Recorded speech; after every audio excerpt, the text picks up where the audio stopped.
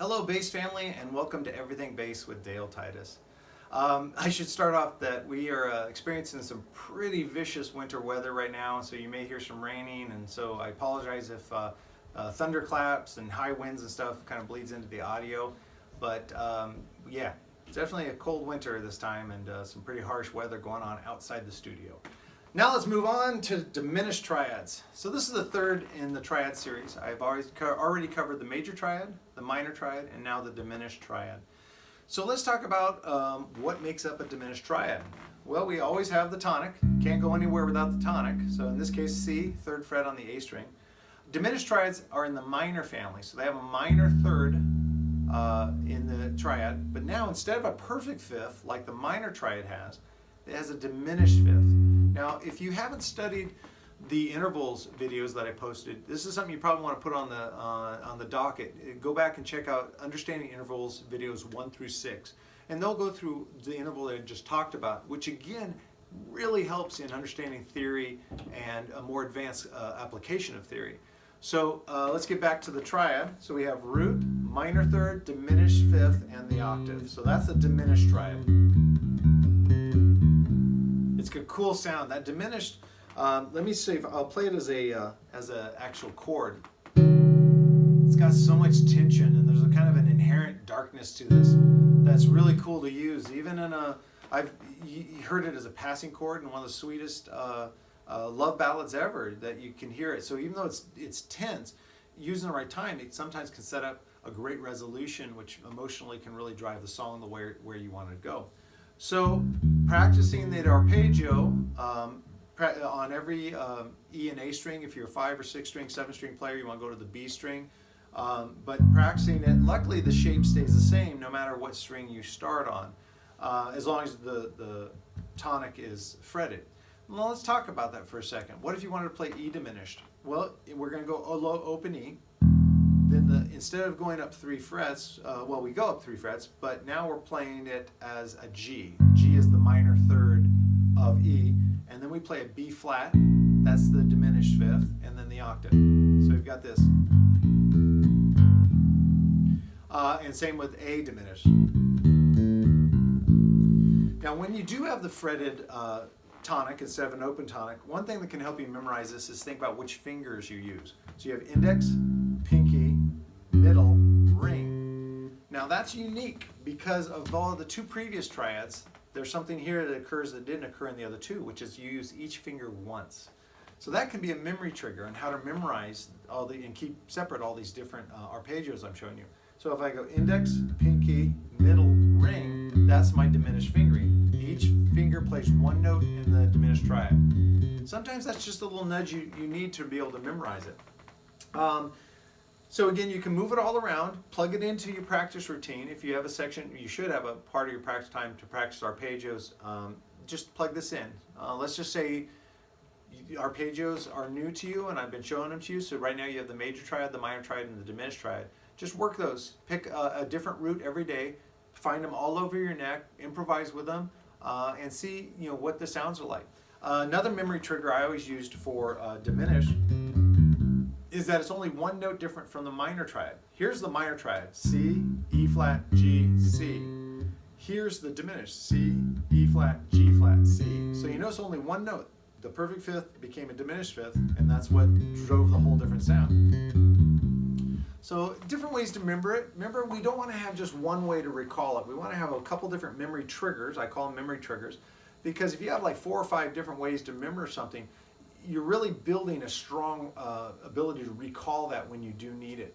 Now this plays over diminished chords. It can play over diminished chords, diminished seventh chords.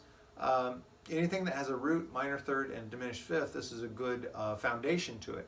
I should also say that on sheet music, if you see diminished can be written a couple ways. Some people will write like, let's say we're using the B flat. B flat, D-I-M, lowercase d-I-M. So B flat dim, that means B flat diminished.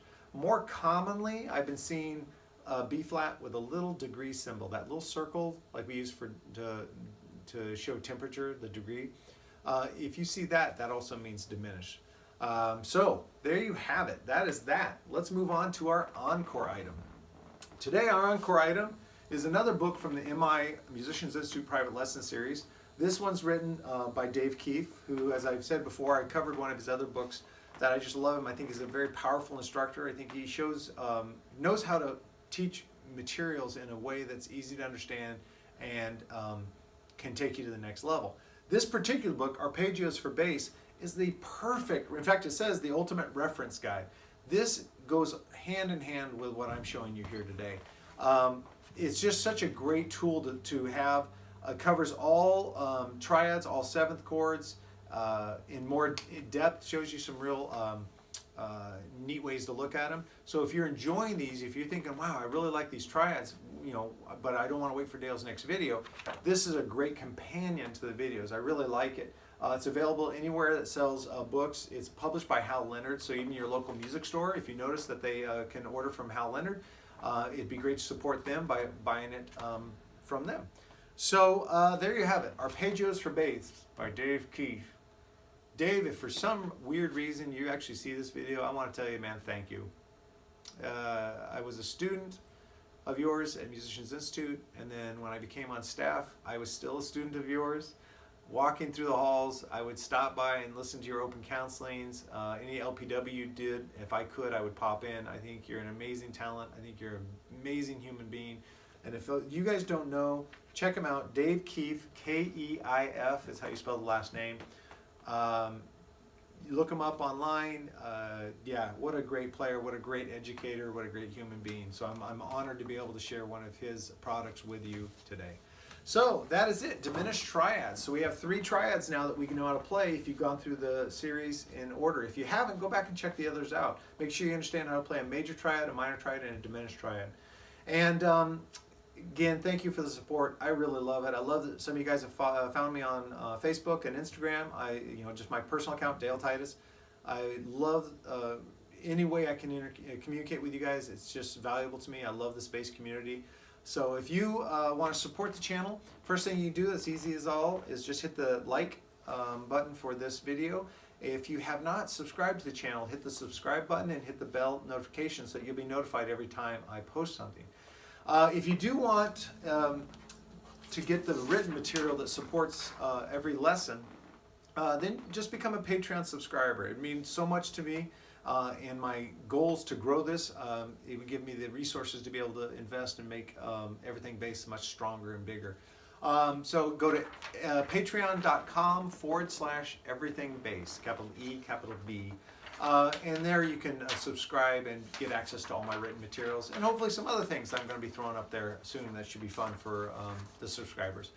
So thank you guys as always for stopping by. I really look forward to our next time together. Please comment, make comments below. I really, I tell you, I just love them. I just love reading through them. I love, I take criticism very well, so I'm trying to talk slower. I'm so sorry. I get on a roll and I get excited, but I take that criticism and I will work at talking slower. And as I said before, if you need me to do a video again, a follow-up video, a reboot, I will absolutely do it. Just tell me what you need. And then direct message me at dtitus@daletitus.com. Thank you so much, guys. I really value you. I thank you so much. I hope you're enjoying great music in your life. Thanks.